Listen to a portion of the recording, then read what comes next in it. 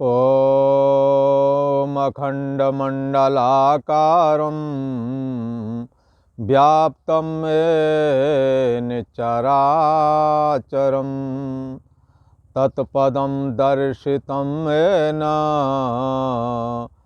तस्मै श्रीगुरुवे नमः।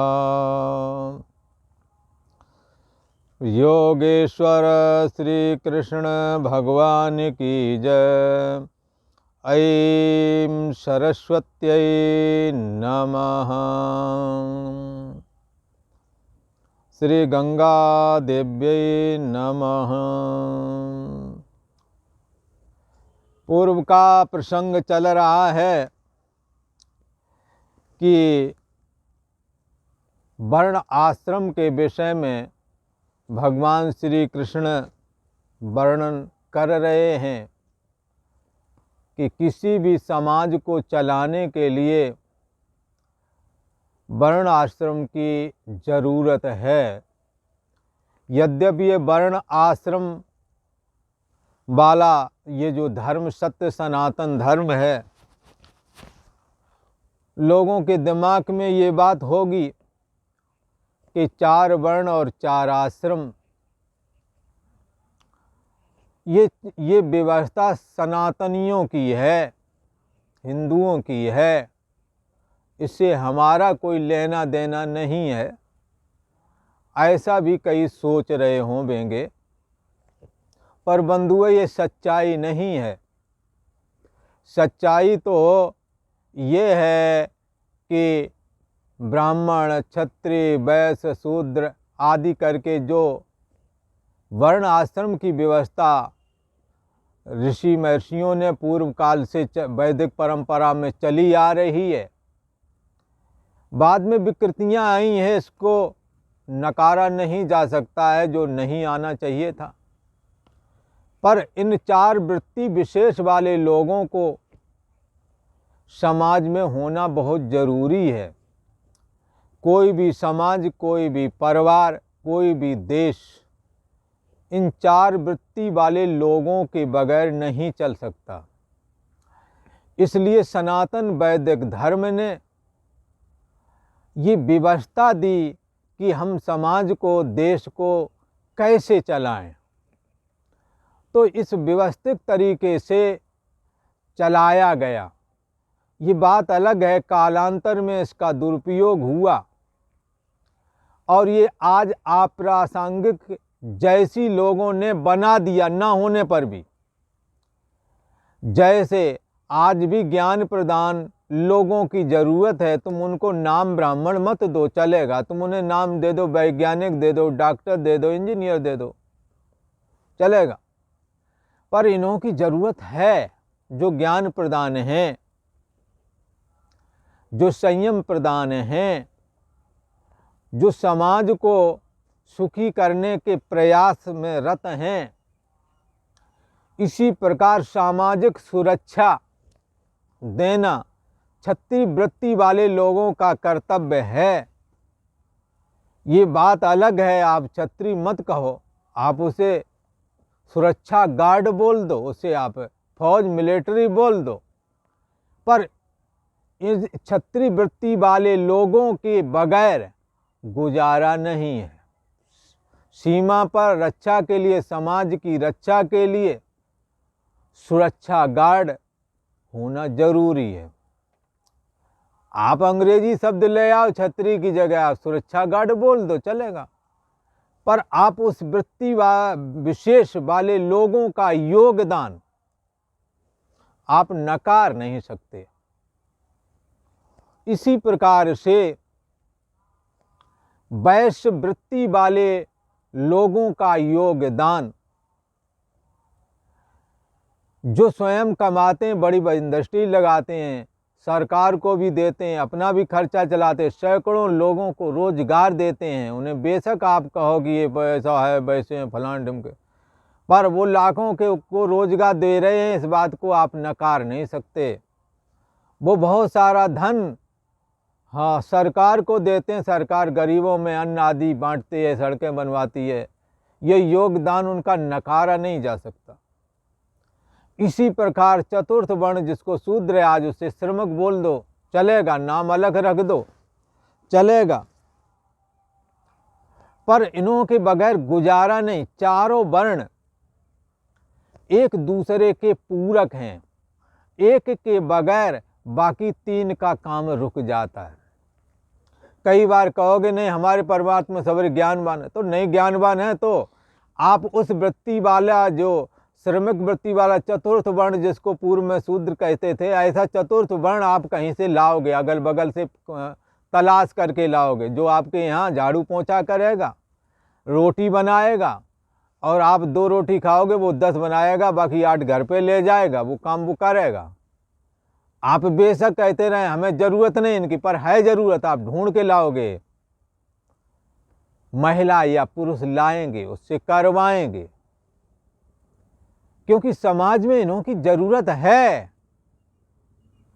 4 वृत्ति वाले लोग ही जब समाज में होते हैं, वही समाज पूर्णता विकसित होता है। जहाँ ये चारों प्रकार में एक प्रकार का नहीं है, वहाँ समाज नहीं चल पाता है। यदि नहीं है तो आपको चारों के काम स्वयं भी करने पड़ सकते हैं। उसमें बहुत सारे काम जो ब्राह्मण वृत्ति वाले, मान लो नहीं आ रहा, आप किसी पंडित को बुला ला, वो कर देगा। पर यह संभव नहीं है कि चारों चीजें एक में हों, इसीलिए 4 वृत्ति, ये चारों प्रकार की वृत्तियों वाले लोग 4 बताए गए, किसी में कोई वृत्ति, किसी में कोई वृत्ति। तो आज भी ये इसका उपयोग हो रहा है, आगे भी होवेगा, इसे कोई नकार नहीं सकता।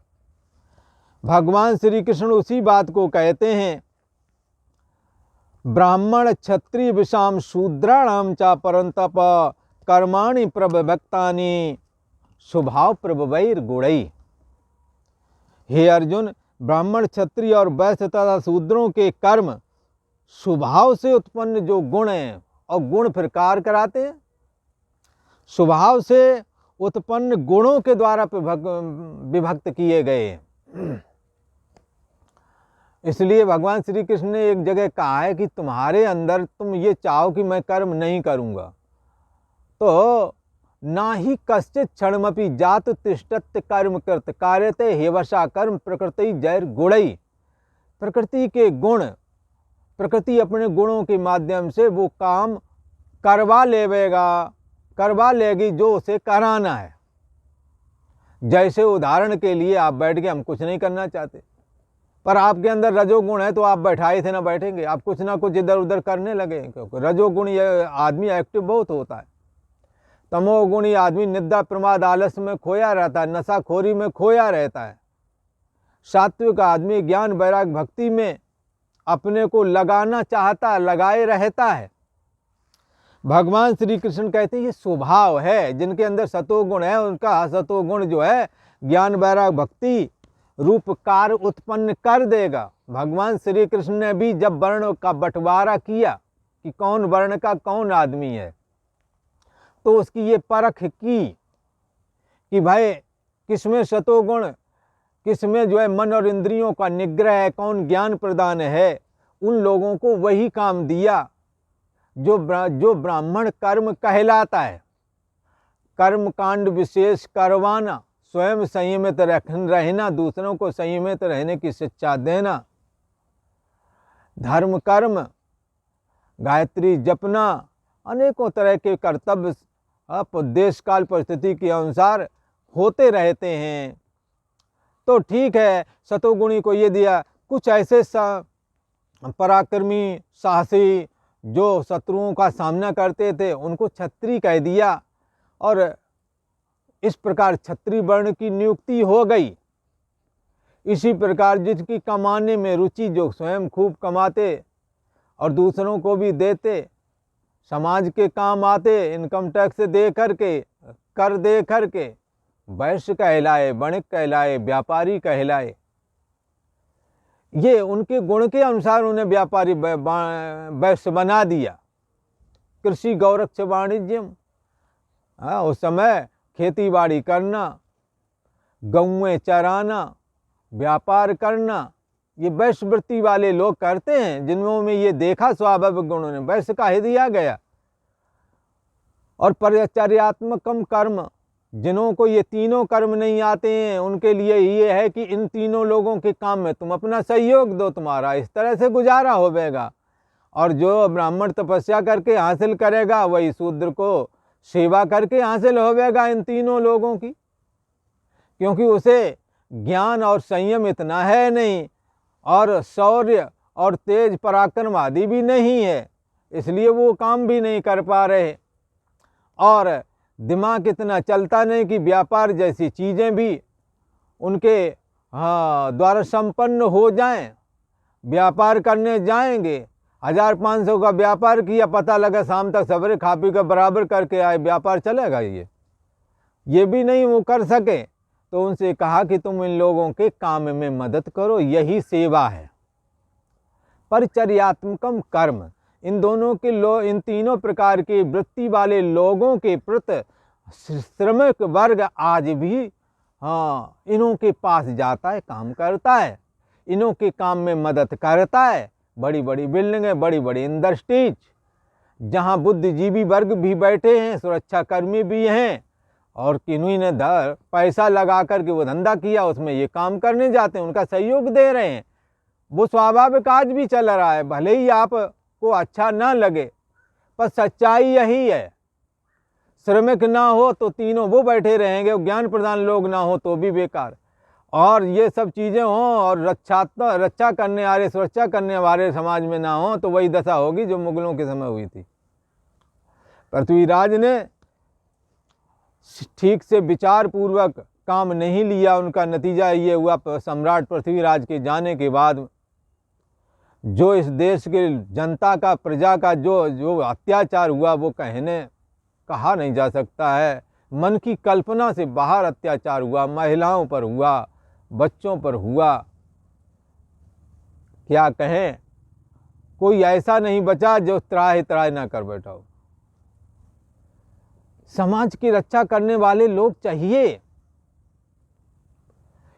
तो जो नहीं ऐसा कर सकते हैं, उनको ये इन तीनों लोगों की मदद करे। इसी को कहते हैं परिचर्यात्मक कर्म शूद्रस्यापि विशिष्यते। परिचर्या करना, इनके काम में मदद करना, जब करोगे तो तुम्हें भी बदले में कुछ ना कुछ मिलेगा, जिससे तुम्हारा जीवन यापन चलता रहेगा। तो ये सारी चीज़ें आज भी हो रही हैं और आगे भी होवेंगी। इसलिए सत्य सनातन धर्म ये है, इसकी जड़ सत्य में है, ये कभी ना मिटा है ना आगे मिटेगा। कारण कि ये कोई ऐसा तो है नहीं कि कोई कल्पना कर दी हो और उस पर बैठा हो ना, ये तो सच्चाई है। चार वृत्ति वाले लोग ही जहाँ होते हैं वहीं काम चलता है। तो चार वृत्ति का नाम ही वर्ण है। और इसी प्रकार आश्रम, जैसे तुम जन्मे हो तो 25 साल तक ब्रह्मचारी रहना चाहिए। अब ये कौन से धर्म का है भाई? ये सभी के ऊपर, मानव मात्र के ऊपर लागू होता है। 25 साल तक ब्रह्मचर्य रहोगे, शरीर मजबूत हो जाएगा।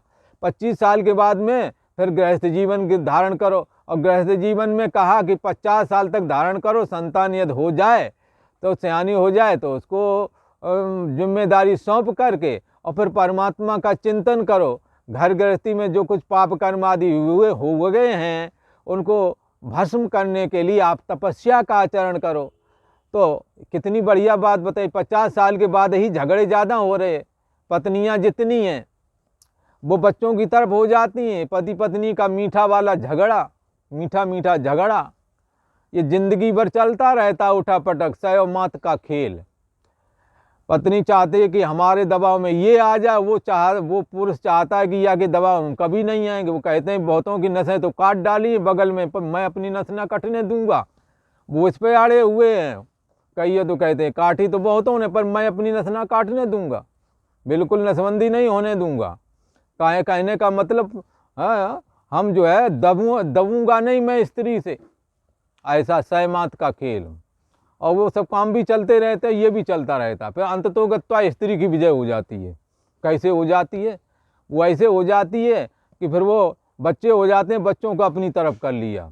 पर सबके ऊपर ये बात नहीं लागू है। अच्छी महिलाएं जो सामंजस्य, वो साध्वी है, सती साध्वी है, उनकी ये बात नहीं है। पर सहमात के खेल वालों की ये बात है। फिर वो बच्चों को अपनी तरफ करके फिर बच्चे वो माँ की भाषा बोलने लगे तो बप्पा पड़ गए अकेले। अकेले पड़ गए तो एक दो दिन, कई बार हफ्ते में एक दो दिन रोटी की और चाय पानी की जहाँ हड़ताल हुई और कुछ कहा तो बच्चे भी साथ में ऐंठ दिखाने लगे, तो फिर डाउन होना पड़ता है। अंततोगत्वा ये जा कर के हार जाता है। और फिर अगर समझदार या कहीं दूसरी जगह बैठने उठने की या कुछ वैसी जुगाड़ नहीं है पैसे टके, तो वहीं पर फिर हाँ उसी में कलप कलप के वहीं रहना पड़ता है। इसलिए सनातन ने व्यवस्था दी कि 50 साल के बाद में बच्चों को और पत्नी को जो मलकियत के लिए तरस रहे हैं कि ये उन्हें दे दो उन्हें, और कहो कि तुम बच्चों के साथ यहीं रहो आराम से, खूब मलकियत करो, जिससे व्यवहार करना उससे व्यवहार करो, हम तो ये चले। और साधन भजन तपस्या के लिए चला जाना चाहिए। और 20 साल तक साधन भजन तपस्या 50 साल के बाद करने के बाद 70 साल में संन्यास ग्रहण कर लेना चाहिए, जिसमें ये बात बताई जाती है ना तुम पति हो ना कोई पत्नी है।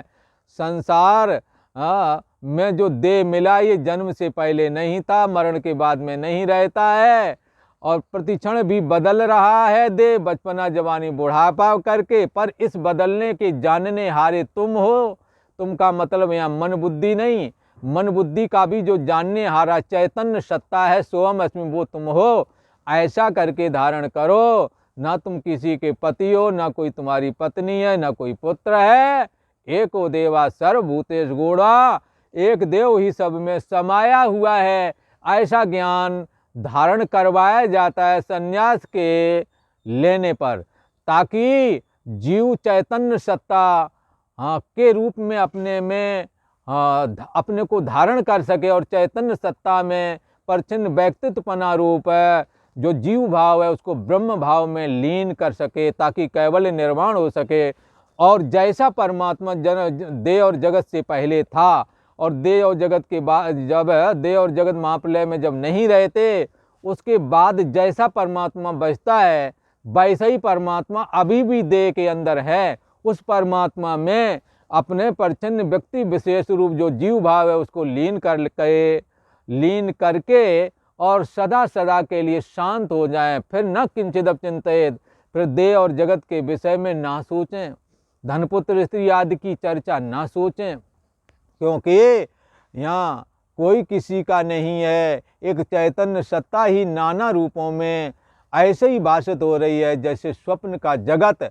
जब आप जरा सी तंद्रा आई कि सपने का जगत ऐसा ही दिखने लगा जैसा कि ये देख रहे हैं, पर जब जागे तो उसके एक टुकड़ा भी नहीं मिला। सारा का सारा एक साथ गायब हो गया।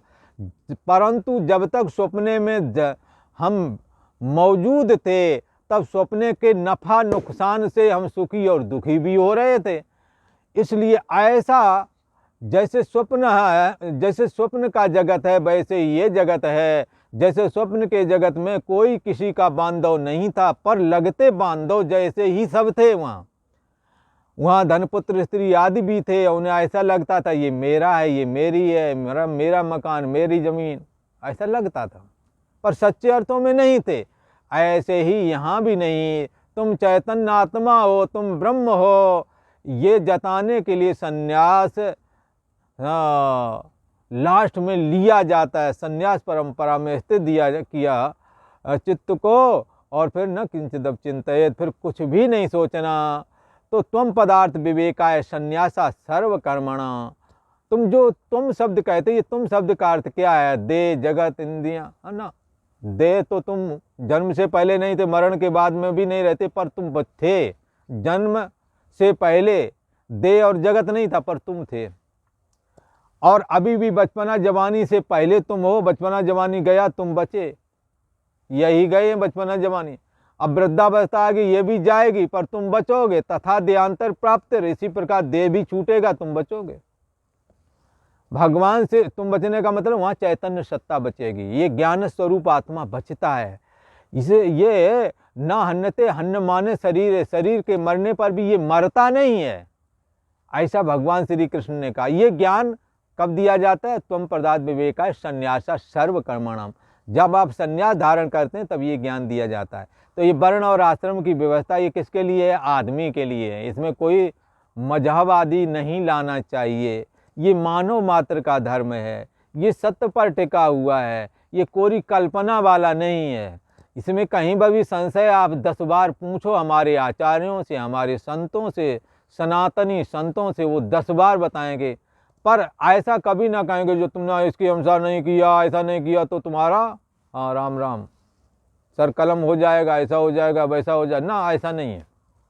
आप सच्चाई को समझें, धारण करें, आप तर्क करें, शास्त्र के अनुसार तर्क करें और पूछें ये कैसे है। अभी गीता भगवान सुना रहे और बाद में अर्जुन से क्या बोलेंगे? यथेच्छसु तथा कुरु। जो यथार्थ बात थी अर्जुन मैंने बता दिया, अब तुम्हारी जैसी इच्छा हो वैसा करो। ऐसा नहीं कहा कि ऐसा नहीं करोगे हम तुम सूली भी चढ़ा देंगे, ऐसा नहीं करोगे हम तुम्हारी गर्दन काट फेंक देंगे ना, ऐसा नहीं कहते। ये सनातन वैदिक धर्म की खूबसूरती है।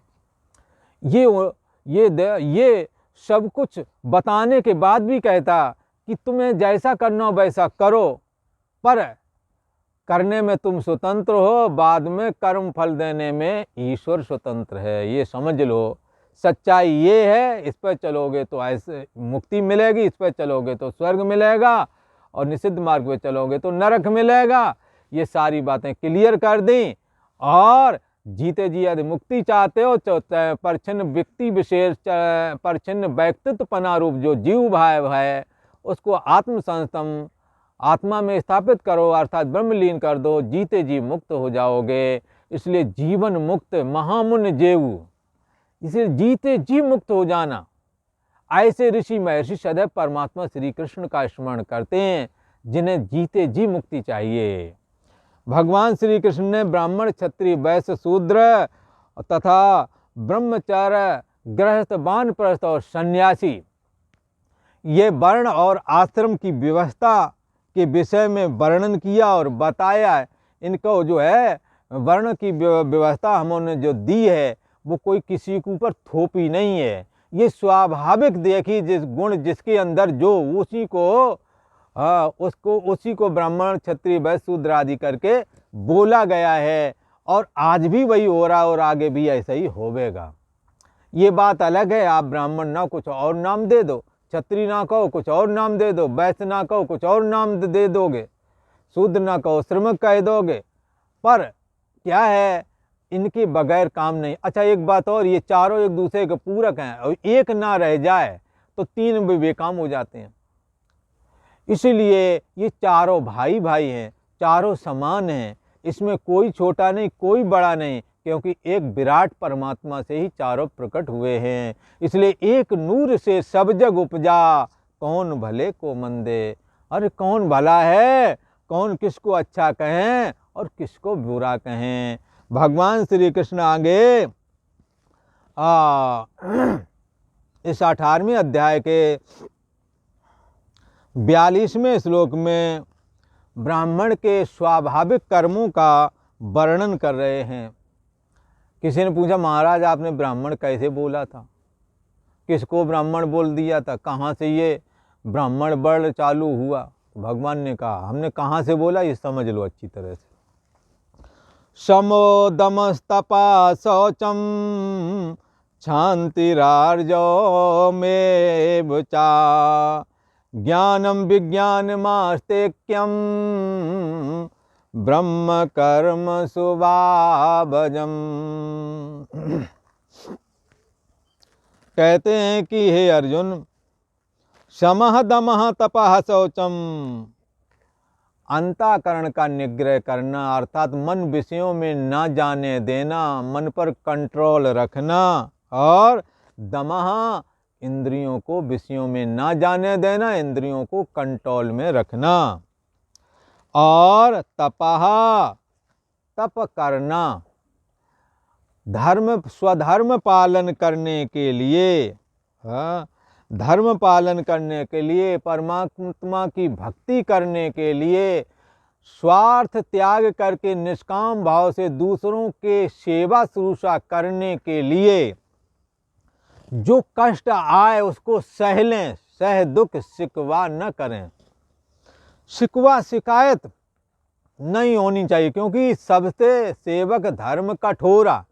सेवा करना दुनिया में कोई छोटी बात नहीं, बड़ी बात है, क्योंकि जिसकी सेवा करोगे, सेवा करते जाओगे और कभी ऐसा ऐंठ दिखाएगा, ऐसा कड़ुआ बोल देगा, लगेगा कि आप भी छोड़ के भाग जाओ। तो क्या है, ये सब सह के अगर तुम सेवा कर सके, हाँ, यदि तुमने कर ली सेवा तो तुम्हारे को अमृत की प्राप्ति होवेगी, तुम्हें बड़ा भारी आशीर्वाद मिलने वाला है, तुम्हें परमात्मा की भक्ति मिलने वाली है, तुम्हें दुनिया की हर वस्तु मिलने वाली है।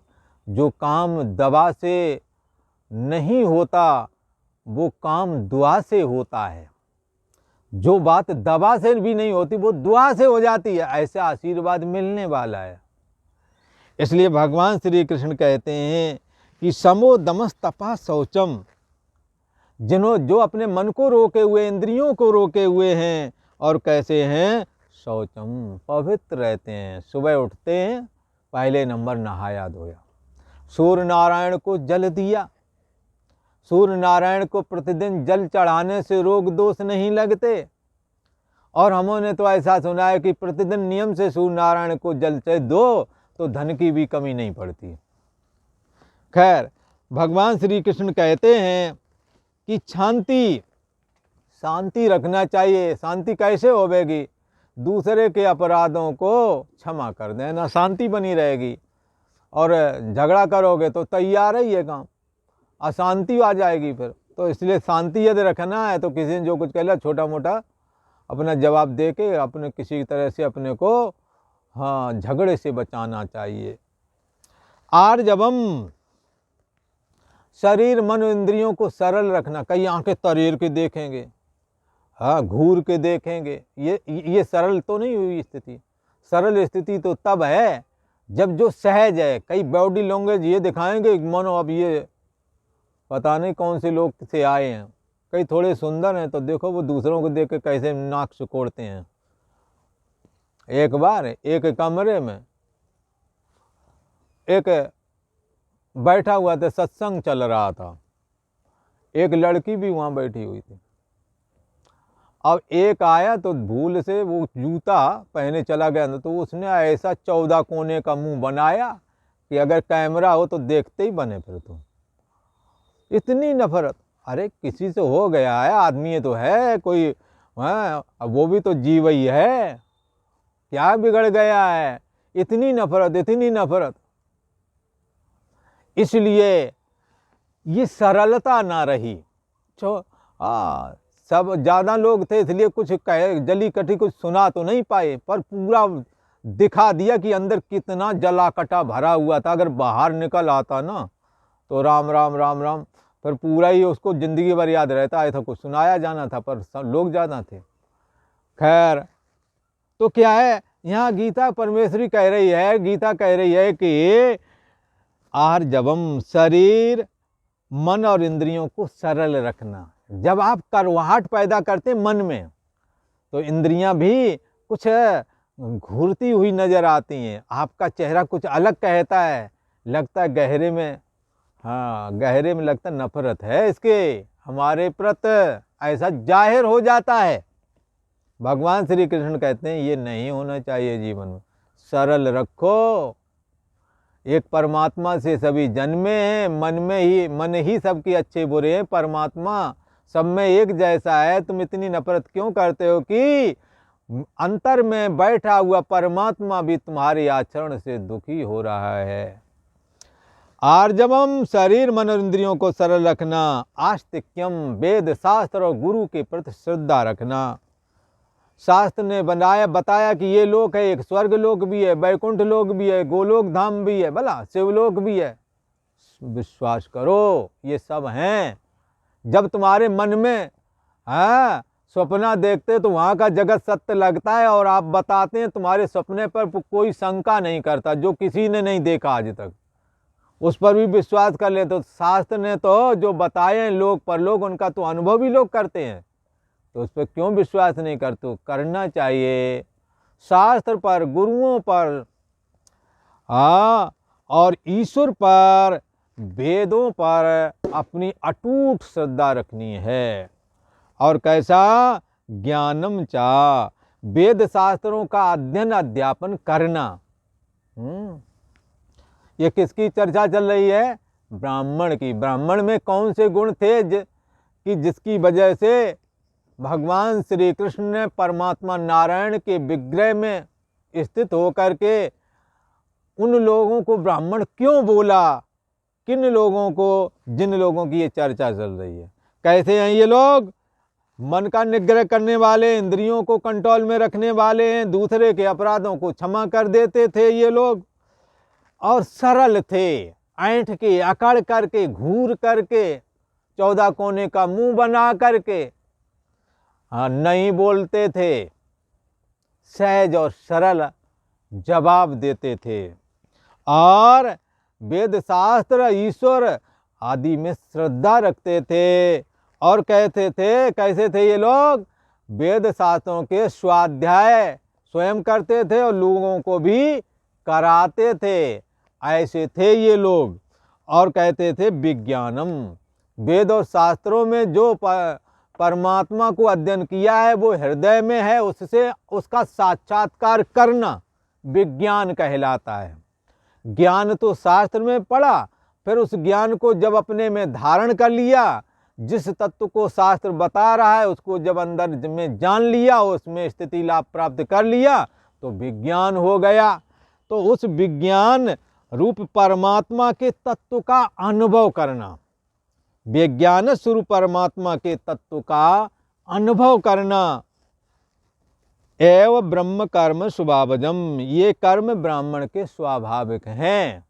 ब्रह्म कर्म स्वभावजम, ब्राह्मणों के ये कर्म स्वाभाविक थे। अर्थात ऐसी वृत्ति वाले लोग भगवान श्री कृष्ण ने ब्राह्मण कहा है, ब्राह्मण वर्ण नाम दिया है।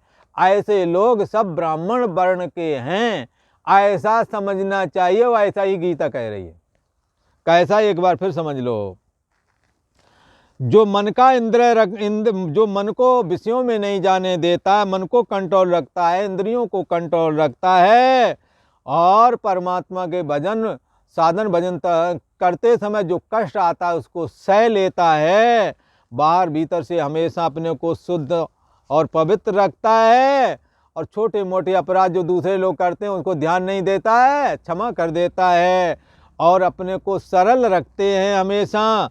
वेद शास्त्र, गुरुओं में और ईश्वर में हमेशा श्रद्धा अटूट है इन्हों की, और ज्ञान का स्वाध्याय स्वयं करते हैं, दूसरों को भी कराते हैं वेद शास्त्रों का।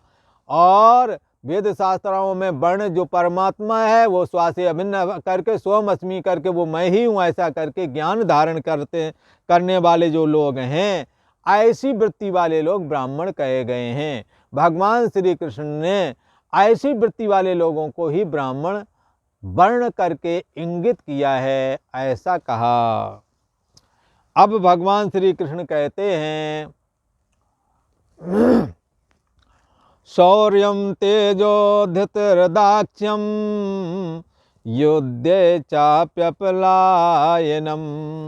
दानमीश्वर भावश्च छात्रम कर्म सुभावजम। भगवान श्री कृष्ण ने कहा, हे अर्जुन, जब वर्ण का विभाजन हम कर रहे थे तो क्षत्रिय कौन है, इस बात के लिए हमने सभी मनुष्यों में स्वाभाविक गुण के द्वारा किस कर्म में इनकी चेष्टा है ये जाना, पहले ये समझा, इसको परखा। तो क्या देखा भगवान आपने इन लोगों में, क्षत्रिय वर्ण में क्या देखा? भगवान श्री कृष्ण का मैंने देखा कौन सूरवीर है, जो सूरवीर है और जो तेजस्वी भी है। धृति युद्ध में जब करते समय धैर्य नहीं छोड़ता, अंतिम सांस तक लड़ते हैं। और कैसे हैं? दाक्ष्यम, दक्ष हैं युद्ध कला में, चतुरता है। और जब युद्ध होता है तो युद्ध में पीछे की ओर के एक कदम भी नहीं हटाते, आगे को बढ़ते हैं। भगवान श्री कृष्ण कह रहे हैं कि ये पीछे तो ये भागते नहीं हैं, अर्जुन के जीवन में ये चीज़ प्रसिद्धि थी, न दैन्यम न च पलायनम। अर्जुन कभी जीवन में दीनता को प्राप्त नहीं होता, चाहे जितना बड़ा शत्रु क्यों ना हो, और एक कदम पीछे नहीं रखता, ऐसी प्रसिद्धि थी अर्जुन की। भगवान श्री कृष्ण कहते हैं कि जो मनुष्य सूरवीर, तेजस्वी और धैर्यवान होते हैं, हाँ, और जिनका अंतःकरण परम चतुर है और युद्ध में भी जो पीछे नहीं हटते, और दानम चा, और दान देने में प्राथमिकता, जो भी धन है दान देने में पीछे नहीं हटते। तो कैसा है दान देना? ये जो चीज़ें हैं ना, स्वामी भाव के, सब स्वामी भाव, सब पर प्रशासक, सबके ऊपर प्रशासक बनना, सबका स्वामी बनना, ये क्षत्रिय के अंदर ज़्यादा रहता है। पर ये गुण भी क्षत्रियों का ही है, स्वाभाविक गुण है कि नहीं, हम तो सबके ऊपर, हम तो सबके राजा बनेंगे, सबके ऊपर मेरा हुक्म चलना चाहिए। ऐसे वाले लोग क्षत्रिय वृत्ति वाले कहे जाते हैं। जो सूरवीर हैं, जिनके अंदर सूरवीरता देखी, जिनों के अंदर तेजस्विता देखी, धैर्य देखा, चतुरता देखी, युद्ध में पीछे नहीं हटते हैं, जिनों के अंदर ये बात देखी, जो दान देने में बड़े निपुण हैं, पीछे नहीं हटते, जो स्वामी भाव, हर किसी के ऊपर अपना प्रशासन चलाना चाहते हैं, हाँ, सभी को सेवक बना करके स्वयं स्वामी बन करके रहना चाहते हैं, ऐसे जो लोग थे, ऐसी वृत्ति वाले जो लोग थे, अर्जुन उन्हीं को यहाँ क्षत्रिय कह दिया गया है। ये क्षत्रिय एक वृत्ति है, इस क्षत्रिय वृत्ति वाले लोग क्षत्रिय कहलाते हैं। इसलिए भगवान श्री कृष्ण ने कहा, हे अर्जुन, शौर्यम तेजो धृतिर्दाक्ष्यम युद्धे चाप्यपलायनम दानमीश्वर भावस्य छात्रम कर्म स्वभावचम। हे अर्जुन, सूरवीरता, तेज, धैर्य, चतुरता और युद्ध में भी पीछे ना हटना, और दान देना, और स्वामी भाव के, हाँ, स्वामी भाव के, ये सबके सब ही स्वामी भाव रखना, ये सबके सब क्षत्रिय के स्वाभाविक कर्म हैं। ये सबके सब क्षत्रियों के स्वाभाविक कर्म हैं, ऐसा बताया। तो इस प्रकार से भगवान श्री कृष्ण ने ब्राह्मण का कर्म तथा ब्राह्मण की स्वाभाविक प्रवृत्ति, जो कि आज भी सभी मनुष्यों में, सभी के अंदर, जिनके अंदर उस तरह के संस्कार हैं, उनमें आज भी ये वृत्ति पाई जाती है।